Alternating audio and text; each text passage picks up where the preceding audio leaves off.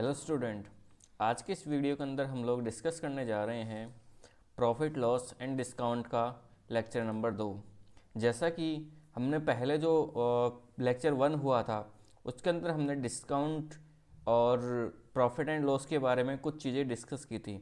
जैसे इस जो टॉपिक के अंदर हम बेसिकली 4 चीज़ों के ऊपर काम करेंगे। कौन कौन सी 4 चीज़ें हैं? एक तो होगी क्रय मूल्य, दूसरी होगी विक्रय मूल्य, इसके अलावा अगर मैं बात करूं तो एक होती है अंकित मूल्य, और इसके अलावा होती है छूट या जिसे डिस्काउंट भी कहा जाता है। तो इन 4 चीज़ों के अंदर ही ये जो टॉपिक है वह ख़त्म हो जाता है।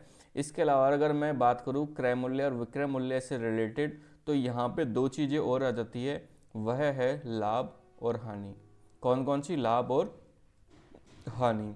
जैसा कि हमने पहले वाले लेक्चर के अंदर देखा था, मान लो कि अगर किसी वस्तु का जो क्रय मूल्य है यानी कि खरीद है वह है 100 रुपये है और उसे अगर 120 रुपये में बेचा जाता है तो यहाँ पर उसे क्या होगा? लाभ होगा।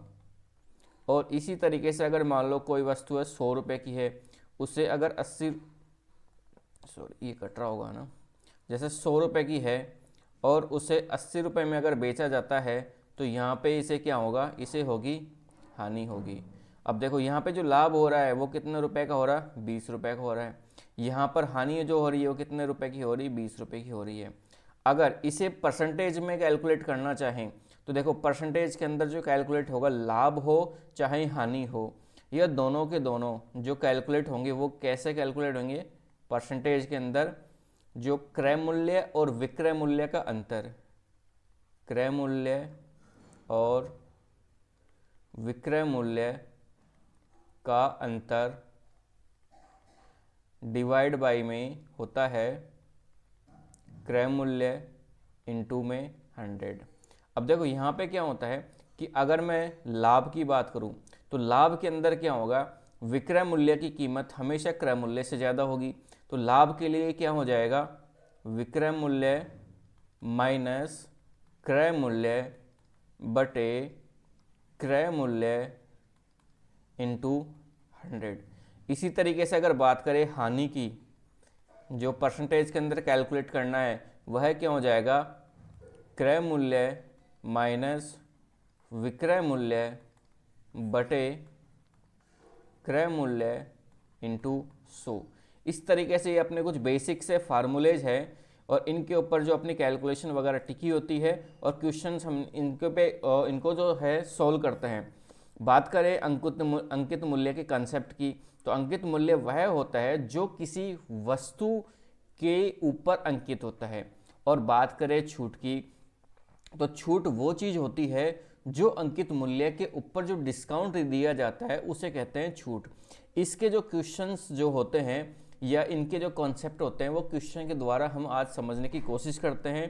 पिछले जो वीडियो है उसके अंदर भी हमने अंकित मूल्य और छूट से रिलेटेड कुछ क्वेश्चंस और इनके कंसेप्ट देखे थे। चलिए शुरू करते हैं आज के यह वीडियो, जिसके अंदर हम इनके जो कॉन्सेप्ट है वह बेसिक से लेकर के एडवांस तक जाने की कोशिश करते हैं और एग्जाम के दृष्टिकोण से देखेंगे कौन कौन से क्वेश्चन इंपॉर्टेंट है और एग्जाम के अंदर जिनके आने के चांसेस बहुत ज़्यादा रहते हैं। तो चलिए शुरू करते हैं आज के इस क्लास का क्वेश्चन नंबर 1। इसका जो पहला क्वेश्चन है वह क्या बोल रहा है? वह बोल रहा है जब किसी वस्तु को 20% की छूट पर बेचा जाता है तो उसका विक्रय मूल्य 24 रुपये है। 30% की छूट होने पर उसका विक्रय मूल्य क्या होगा? जैसे मान के चलो अगर कोई वस्तु है और उस वस्तु का जो ये क्या नाम से क्रय मूल्य है वह 100 रुपये है। अब ये क्या बोल रहा है कि 20% की उसे छूट दी जाती है। तो छूट दी जाती है तो इसका जो विक्रय मूल्य है वह कितना हो जाएगा? 80 रुपये हो जाएगा। और ये जो 80 है, 80 का मूल्य कितना दे रखा है इसने 80 का मूल्य दे रखा है 24 रुपये। 24 रुपये। अब क्या बोल रहा है कि 24 रुपये इसने दिया हुआ है तो 100% की वैल्यू निकाली जा सकती है। कैसे निकालेंगे? 80 की वैल्यू कितनी है? 24। देखो इसका क्रय मूल्य का हो जाएगा 80 की वैल्यू दे रखी है इन्होंने 24, तो 1 की वैल्यू कितनी हो जाएगी? 24 बटा 80। और क्रय मूल्य यहाँ पे कितना है 100, तो 100 की वैल्यू कितनी हो जाएगी, या यूँ कहें 100% की वैल्यू कितनी जो आएगी, मल्टीप्लाई 100। अब देखो एक जीरो से एक जीरो कट जाएगी, 24 को काट देते हैं 8 से, कितनी बार कट जाएगा, 3 बार। तो ये वैल्यू कितनी आ गई, अपनी 30 वैल्यू आ गई। अब क्वेश्चन में आगे क्या बोल रहा है, क्वेश्चन में बोल रहा है कि 30% की छूट होने पर उसका विक्रय मूल्य क्या होगा। 30% की छूट देने का मतलब है कि वैल्यू हो गई 70%।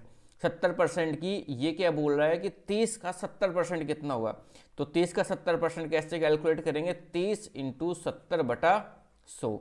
एक जीरो से एक जीरो गई, एक जीरो से एक जीरो गई, ये कितना हो जाएगा, 7 या 21। तो इसका करेक्ट आंसर कौन सा हो जाएगा, ऑप्शन नंबर सी, 21 रुपये। चलिए बढ़ते हैं हमारे अगले क्वेश्चन की तरफ। जो अगला क्वेश्चन है वह क्या बोल रहा है, वह बोल रहा है एक व्यक्ति 10 रुपये की 11 मोमबत्तियाँ की दर से मोमबत्ती खरीदता है तथा इन्हें 11 रुपये की 10 मोमबत्तियों की दर से बेचता है, तो उसका लाभ प्रतिशत क्या है। अब देखो क्वेश्चन में इसने ऑलरेडी दिया हुआ है कि इसका लाभ होगा इसके अंदर, और वो कैलकुलेट करना है परसेंटेज के अंदर। तो परसेंटेज के अंदर क्या कैलकुलेट करना है, लाभ कैलकुलेट करना है। अब देखो इसका क्रय मूल्य इन्होंने दिया हुआ, क्रय मूल्य किस फॉर्म में दिया हुआ है, 10 रुपये की 11 मोमबत्तियाँ खरीदता है, तो एक मोमबत्ती का मूल्य कितना होगा, एक मोमबत्ती का मूल्य हो जाएगा 10/11 रुपये। तो यानी कि इसका जो क्रय मूल्य है, क्रय मूल्य एक मोमबत्ती का अगर बात करें तो एक मोमबत्ती का क्रय मूल्य कितना हो जाएगा, 10/11। अगर बात करें एक मोमबत्ती के विक्रय मूल्य की, तो देखो 11 रुपये के अंदर 10 मोमबत्ती बेच रहा है, तो एक मोमबत्ती का मूल्य कितना हो जाएगा, 11/10। यानी कि यहाँ पे क्या आ जाएगा, 11/10। देखो इस तरह से अगर अपने पास में कोई वैल्यूज आ जाती है तो यहाँ पर अपन क्या काम कर सकते हैं, क्रय मूल्य और विक्रय मूल्य का डायरेक्टली अनुपात निकाल सकते हैं। वो कैसे निकालेंगे, ये जो वैल्यू है यहाँ पे बटे में, इसको तो मल्टीप्लाई कर दो इधर की साइड, और यहाँ की जो वैल्यू उसे मल्टीप्लाई कर दो इधर की साइड। देखो ये 10 इधर की साइड जाकर के मल्टीप्लाई होगा तो कितना जाएगा, 100। ये इधर की साइड जाकर के मल्टीप्लाई होगा तो कितना हो जाएगा, 11 इंटू 11 121। तो ये तो अनुपात, ये जो वैल्यू होगी, ये दोनों वैल्यू क्रय मूल्य और विक्रय मूल्य के अनुपात को दर्शाएगी। यानी कि अगर क्रय मूल्य 100 रुपये है तो विक्रय मूल्य कितना होगा, 121 रुपये। अभी क्या बोला है कि इसका लाभ प्रतिशत क्या है, तो देखो 100 रुपये की वस्तु है, 121 रुपये में बेची जा रही है, तो कितने रुपए अधिक में बेची जा रही है, 21 रुपये में। तो 21 रुपये 100 रुपये का कितना परसेंट होगा, 100 रुपये का होगा 21%। कैसे, 21/100 इंटू 100, कितना आ जाएगा, 21%। तो 21% कौन से ऑप्शन में, ऑप्शन नंबर डी में। तो इसका करेक्ट आंसर क्या आ जाएगा, ऑप्शन नंबर डी, 21%। हमारा जो अगला क्वेश्चन है, हमारा अगला क्वेश्चन क्या बोल रहा है, 25% छूट दिए जाने पर राहुल ने एक स्वेटर खरीदा और अपने 20 रुपये बचाए। छूट से पहले स्वेटर का मूल्य क्या था। देखो 25% की छूट दिए जाने पर राहुल ने 20 रुपये बचाए, यानी कि जो 25% है उसकी वैल्यू कितनी है, उसकी वैल्यू है 20 रुपये। तो ये निकाल सकते हैं कि 1% की वैल्यू कितनी होगी, 1% की वैल्यू होगी 20/25। तो इसी तरीके से 100% की वैल्यू कितनी हो जाएगी, 20/25 इंटू 100। इसे कैलकुलेट कर लेते हैं, 4 से काट 100 को 25 से काटते हैं कितनी बार, 4 बार। 20 इंटू 4 कितना आ जाएगा, 80। तो इसका करेक्ट आंसर क्या हो जाएगा, 80 रुपये। यानी कि इसका जो स्वेटर का जो क्रय मूल्य है, यानी कि जो मूल जो इसकी राशि है या इसके जो मूल्य है वो कितना है, 80 रुपये। तो इसका करेक्ट आंसर क्या हो जाएगा, ऑप्शन नंबर ए इसका करेक्ट आंसर हो जाएगा। इसी तरीके से बढ़ते हैं हमारे अगले क्वेश्चन की तरफ। हमारा अगला क्वेश्चन क्या बोल रहा है, एक व्यक्ति ने 2 कुत्ते 3960 रुपये प्रत्येक के हिसाब से बेचता है, यानी कि दोनों की जो वैल्यू है वो कितनी है, 3960 रुपये है।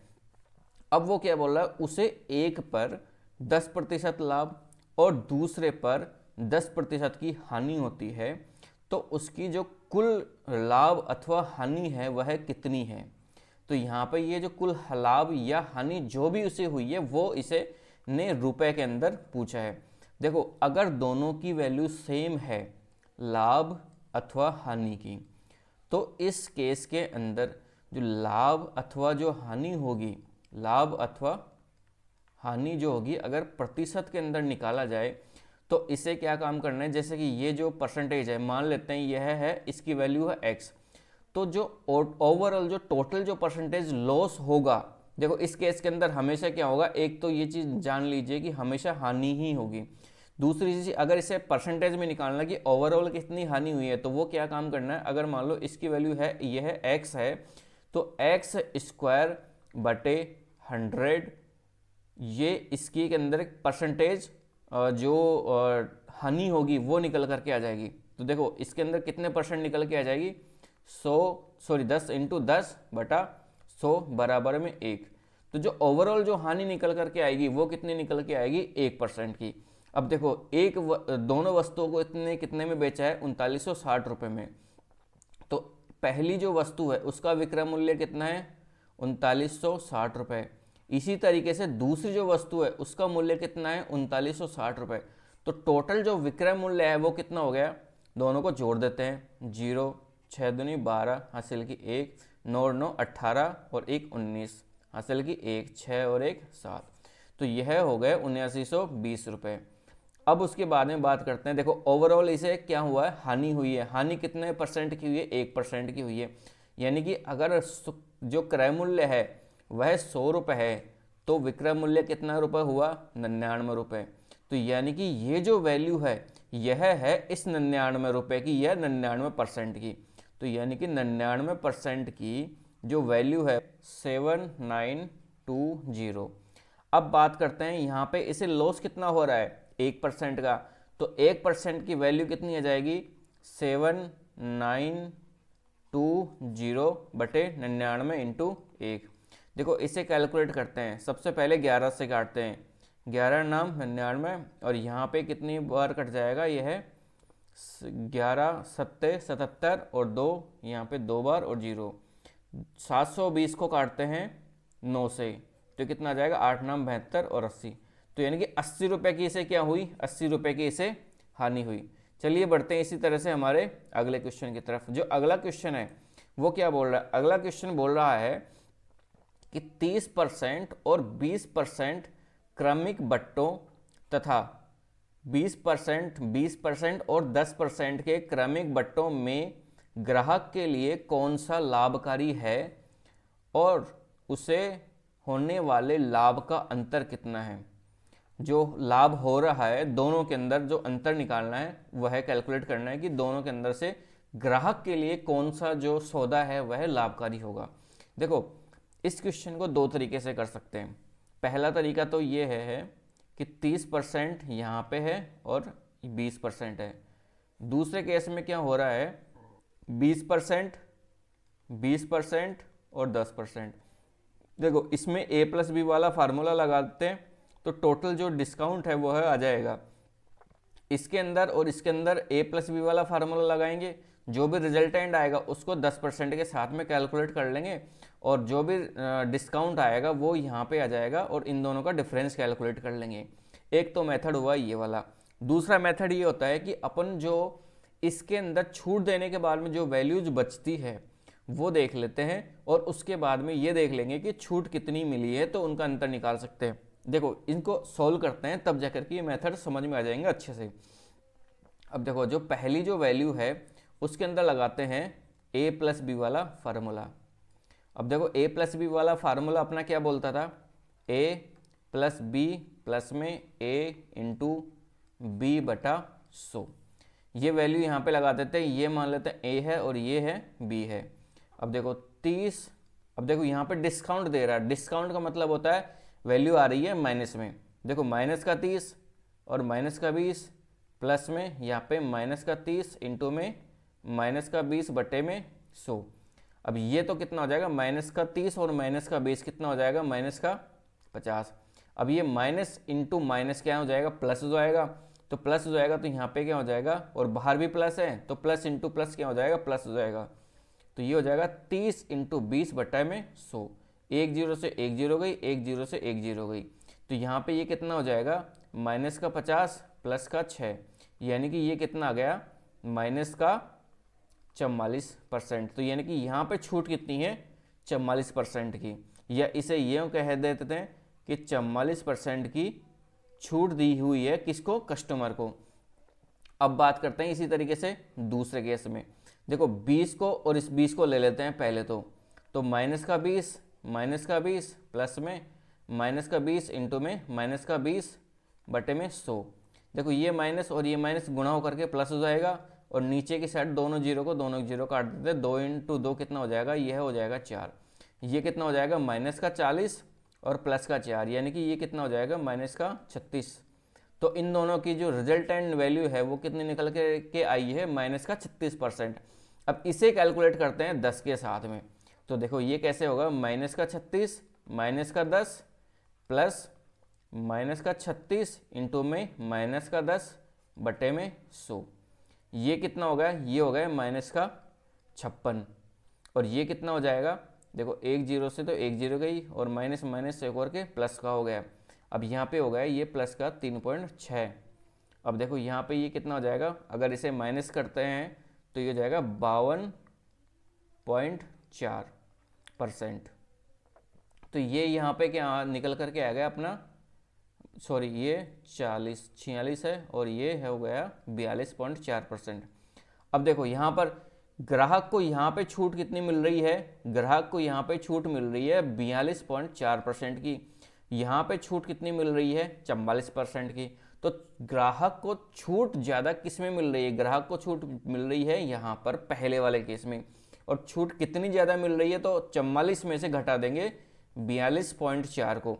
तो अगर इसमें से 44 में से अगर 42.4 को घटाते हैं तो ये आ जाएगा 6 और यहाँ आ जाएगा 1।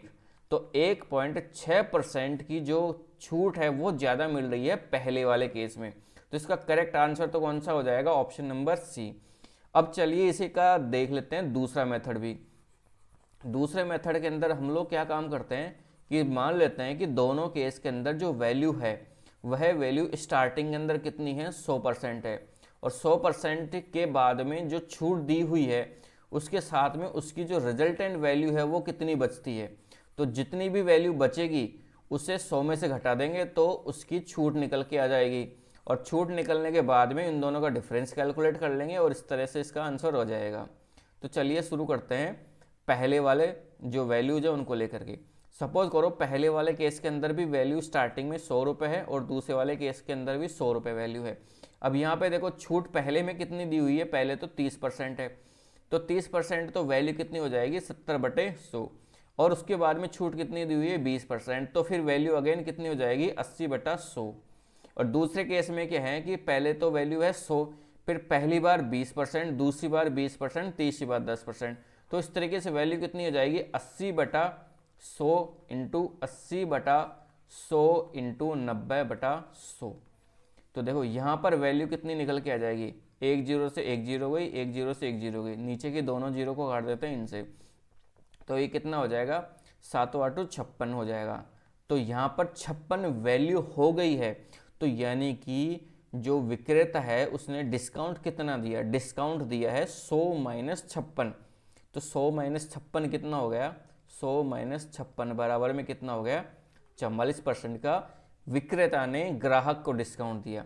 अब इसी तरीके से यहाँ पे कैलकुलेट कर लेते हैं, एक जीरो से एक जीरो यहाँ पे काट देते हैं, इस जीरो को यहाँ से काट देते हैं और यहाँ की एक जीरो को यहाँ से काट देते हैं और एक जीरो को यहाँ से काट देते हैं और एक जीरो को यहाँ से काट देते हैं।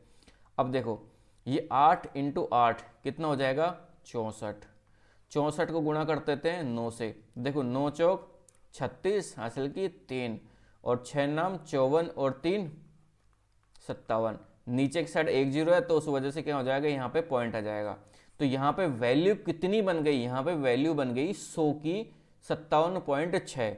तो विक्रेता ने यहाँ पे डिस्काउंट कितना दिया है, विक्रेता ने यहाँ पे डिस्काउंट दिया 100 में से 57.6 को घटा देंगे तो वैल्यू कितनी निकल करके आ जाएगी, 42.4%। अब देखो यहाँ पर जो छूट है वो कहाँ पर ज़्यादा दी हुई है, यहीं पे। तो ये वही वैल्यूज आ गई जो अपन ने वहाँ पे A+B वाले फार्मूले से कैलकुलेट की थी। इन दोनों का डिफरेंस निकालेंगे, डिफरेंस निकाल करके आ जाएगा 1.6%। तो 1.6% ज़्यादा छूट दी हुई है कौन से केस में, पहले वाले केस में। तो अपना ऑप्शन कौन सा सही हो जाएगा, ऑप्शन नंबर सी, प्रथम 1.6% अधिक। चलिए बढ़ते हैं इसी तरीके से हमारे अगले क्वेश्चन की तरफ। हमारा जो अगला क्वेश्चन है वो क्या बोल रहा है कि तीन यहाँ पे वस्तुएं लिख लो, यहाँ पे 3 वस्तु खरीदने पर एक वस्तु मुफ्त दी जाती है, यहाँ पे दी हुई छूट का प्रतिशत कितना है।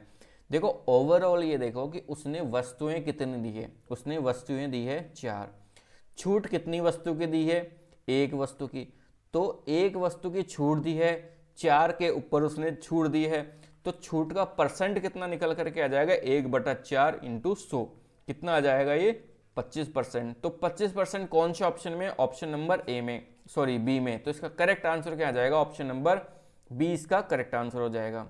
चलिए बढ़ते हैं हमारे अगले क्वेश्चन की तरफ। जो अगला क्वेश्चन है वो बोल रहा है एक डीलर ने रेडियो 4% की हानि से बेचा, यदि उसने, इसे एक बार लिख लेते, देखो 100 रुपये है, सपोज करो 100% थी उसकी वैल्यू, उसके बाद में उसने बेचा कितने में, 96% में या 96 रुपये। अब क्या बोला कि यदि उसने इसे 120 रुपये अधिक पर बेचा होता तो 8% का लाभ होता। 8% का लाभ कब होता है, जब 100% की वैल्यू थी, उसे 108% पर अगर वह बेचता तो उसे 8% का लाभ मिलता। अब क्या बोल रहा है कि 120 रुपये उसे 120 रुपये अधिक मिलते या 120 रुपये अधिक पर बेचा होता अगर वह 8% लाभ पर बेचता, यानी कि ये जो वैल्यू थी इस वैल्यू से इस वैल्यू पर जाने में उसे 120 रुपये अधिक मिल जाते हैं, यानी कि इन दोनों का डिफरेंस है वो कितना है, 120 रुपये है। अब ये क्या बोल रहा है, देखो इन दोनों का डिफरेंस निकाल लेते हैं। इन दोनों का डिफरेंस कितना हो गया, 12% का, तो यानी कि 12% की वैल्यू कितनी है, 120, तो 12% की वैल्यू कितनी है, 120 रुपये है। अब आगे देखो क्या बोल रहा है, उससे 12% लाभ अर्जित करने हेतु इसे कितने में बेचना होगा। देखो 12% की वैल्यू है 120 रुपये और 12% लाभ पर अगर उसे बेचना है तो वैल्यू कितनी हो जाएगी, 112% की। तो 112% की वैल्यू निकालनी है, 12% की वैल्यू दी हुई है, तो चलिए निकाल लेते हैं 112% की। तो देखो 1% की वैल्यू कितनी हो जाएगी, 120/12, और इसी तरीके से 112% की वैल्यू कितनी हो जाएगी, इसे मल्टीप्लाई कर देंगे 112 से। देखो 12 से तो 12 कट जाएगा, ऊपर की साइड क्या बच जाएगा, 10 बच जाएगा, एक जीरो यहाँ पे लगा देंगे तो कितना हो जाएगा, 1120 रुपये। तो इसका करेक्ट आंसर क्या हो जाएगा, 1120 रुपये। 1120 कौन से ऑप्शन में, ऑप्शन नंबर ए के अंदर। तो इसका करेक्ट आंसर क्या हो जाएगा, ऑप्शन नंबर ए, 1120 रुपये। चलिए बढ़ते हैं हमारे अगले क्वेश्चन की तरफ। जो अगला क्वेश्चन है वो क्या बोल रहा है, अगला क्वेश्चन बोल रहा है एक कुर्सी को 56 रुपये में बेचने पर एक आदमी को क्रय मूल्य के बराबर लाभ होता है, लाभ प्रतिशत प्राप्त होता है। कुर्सी का क्रय मूल्य कितना है। देखो एक वस्तु का जो मूल्य है उसका क्रय मूल्य से निकालना है। क्रय मूल्य मान लेते हैं इसका x रुपये है। अब ये क्या बोल रहा है कि x को अगर x% लाभ पर अगर बेचा जाता है तो उसका विक्रय मूल्य कितना आ रहा है, 56 रुपये आ रहा है, जो कि यहाँ पे दिया हुआ है। अब x को अगर x% लाभ पर, यानी कि 100 प्लस में x डिवाइड बाई में 100 अगर मैं कर दूं तो इसका क्या आ जाएगा, ये विक्रय मूल्य आ जाएगा। विक्रय मूल्य बराबर में कितना दिया हुआ है, 56 रुपये दिया हुआ है।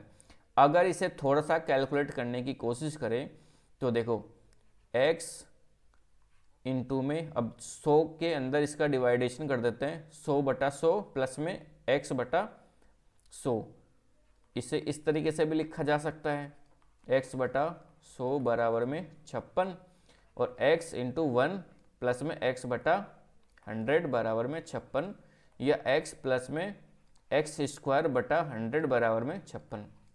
देखो इसका सबसे बढ़िया मेथड है, आप ऑप्शन के द्वारा इसे कैलकुलेट कर लो। देखो अगर मान लो कि यहाँ पर देखो नीचे की साइड यहाँ पे 2 जीरो है, तो यहाँ पर ऊपर की साइड यहाँ पे ऐसी वैल्यू आनी चाहिए जिससे 2 जीरो कट जाए। क्यों कट जाए, क्योंकि देखो यहाँ पे ये जो 56 है, 56 के बाद में कोई भी पॉइंट की वैल्यू नहीं है, और अगर यहाँ पे 2 जीरो नहीं आएगी तो वो वैल्यू पूरी नहीं कटेगी, पॉइंट में वैल्यू आएगी, और पॉइंट में वैल्यू आने का मतलब है कि अपना आंसर मैच नहीं करेगा, ये जो राइट हैंड साइड है वो है। तो यहाँ पर डबल जीरो कौन से केस में आएगी? डबल जीरो केवल उसी केस में आएगी जिसकी यूनिट डिजिट है वह जीरो हो। तो अपने पास में इस तरह के केवल दो ही ऑप्शन बचते हैं, ये ऑप्शन और ये ऑप्शन, इसमें से कट हो जाता है। अब देखो पहले लेते हैं 50 का। देखो 50 यहाँ पे हो जाएगा, 50 का स्क्वायर यहाँ पे कितना हो जाएगा? 25 हो जाएगा, डिवाइड बाई में 100, दो जीरो से दो जीरो कट जाएगी, 50 प्लस में 25 कितना हो जाएगा? 75 हो जाएगा। तो 75 बराबर में 56 नहीं आ रहा, तो ये अपना ऑप्शन भी कट जाएगा। तो वैसे तो फिर अपने को आंख बंद करके डी ऑप्शन टिक कर देना, लेकिन फिर भी एक बार अपन क्रॉस चेक कर लेते हैं कि वैल्यू सही आ रही है नहीं आ रही है। तो देखो यहाँ पे कितना आ जाएगा? 40 और प्लस में 40 का स्क्वायर, 40 का स्क्वायर यानी कि 40 इंटू 40 बटे में 100, एक जीरो से एक जीरो कट गई, एक जीरो से एक जीरो कट गई, 40 प्लस में 4 इंटू 4, 4 इंटू 4 कितना होता है? 16 हो गया। 40 प्लस में 16 कितना हो गया? 56। तो 56 इसके बराबर आ रहा है, तो यानी कि 40 जो ऑप्शन है वो एकदम सही आंसर है अपना। तो अपन को एग्जाम के अंदर इन चीज़ों को, लास्ट वाला जो ऑप्शन है उसे कैलकुलेट करने की जरूरत नहीं है, ये सिर्फ एक क्रॉस चेक करने के लिए मैंने आपको बता दिया है। एग्जाम के अंदर अगर ये वैल्यू आपकी सूटेबल नहीं हो रही है तो इसे डायरेक्टली अपने को टिक करके और आगे बढ़ जाना है। चलिए बढ़ते हैं हमारे अगले क्वेश्चन की तरफ। जो अगला क्वेश्चन है वो क्या बोल रहा है? अगला क्वेश्चन बोल रहा है एक व्यक्ति 32 पेन उतने ही रुपयों के अंदर बेचता है जितने के अंदर वह 40 पेन चुकाता है, तो उसका लाभ प्रतिशत कितना होगा? देखो ये क्या बोल रहा है, ये ऐसे बोल रहा है कि 40 पेन का जो क्रय मूल्य है, यानी कि 40 पेन जितने रुपए के अंदर वो खरीदता है उतने रुपए के अंदर वो 32 पेन बेचता है, यानी कि 32 पेन का जो विक्रय मूल्य है, 32 पेन का जो विक्रय मूल्य है वह 40 पेन के क्रय मूल्य के बराबर है। अगर इनका अनुपात निकालना है तो सिंपल सा है, इसकी वैल्यू को तो इधर की साइड भेज दो, इसकी वैल्यू को उधर की साइड भेज दो, तो क्रय मूल्य की जो वैल्यू है वो कितनी आ जाएगी? 32 जाएगी, और विक्रय मूल्य की वैल्यू कितनी आ जाएगी? 40 आ जाएगी। ये इनका अनुपात निकल के आएगा, ये ध्यान रखना, ये वैल्यू निकल के नहीं आएगी। तो देखो इनका अनुपात निकालने से अपने को एडवांटेज क्या होगा वो देखते हैं। देखो इसे काट देते हैं 8 से, 8 चौक 32 और 8 पंजे 40। अब देखो क्रय मूल्य और विक्रय मूल्य का अनुपात निकल गया, तो लाभ का प्रतिशत अनुपात से निकाला जा सकता है। तो देखो 4 अगर क्रय मूल्य है और 5 विक्रय मूल्य है, तो लाभ कितने का हुआ? लाभ हुआ 1 का। तो 1 किस पर हुआ? 4 पर हुआ। तो प्रतिशत निकालने के लिए क्या काम करेंगे? मल्टीप्लाई कर देंगे अपन 100 से। तो 100 से मल्टीप्लाई कर देंगे तो कितना आ जाएगा? 25%। तो इसे लाभ कितना हो गया? इसे लाभ हो गया 25% का। तो ऑप्शन नंबर डी इसका करेक्ट आंसर हो गया। इसी तरीके से बढ़ते हैं हमारे आज की क्लास के लास्ट क्वेश्चन की तरफ।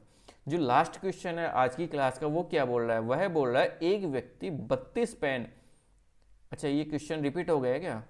अच्छा शायद ये रिपीट हो गया। देखो ये वापस से सॉल्व कर लेते हैं। अब 32 पेन वैसे तो सॉल्व कर ही रखा है, इसे छोड़ते हैं। तो चलिए आज की क्लास को फिर यहीं पे वाइंड अप करते हैं, और उम्मीद करते हैं ये वीडियो आपको पसंद आया होगा। पसंद आया हो तो कृपया इसे लाइक, शेयर एंड सब्सक्राइब ज़रूर करें, और अगर आपके कोई क्वेश्चंस वगैरह है तो कृपया कमेंट बॉक्स के अंदर ज़रूर डालें, आपको इसका सॉल्यूशन ज़रूर मिल जाएगा। इसके अलावा अगर कोई टॉपिक वगैरह रह गया हो, जैसे हमने अभी लास्ट में अभी परसेंटेज का टॉपिक कंप्लीट करवा दिया है, उससे रिलेटेड अगर आपकी कोई क्वेरी वगैरह रहती है, कोई क्वेश्चंस वगैरह रहती है, तो आप या तो हमारे कमेंट बॉक्स के अंदर डाल सकते हैं, और उसका जो रेस्पॉन्स आपको जल्दी मिल जाएगा। और अगर कोई टॉपिक अगर आप जल्दी पढ़ना चाहते हो तो उसका नाम भी आप डाल सकते हो, जिसको हम प्रॉफिट एंड लॉस के बाद में कवर कर सकते हैं। तो चलिए आज की क्लास को यहीं पे वाइंड अप करते हैं, और आज की क्लास के लिए धन्यवाद। जय हिंद, जय भारत।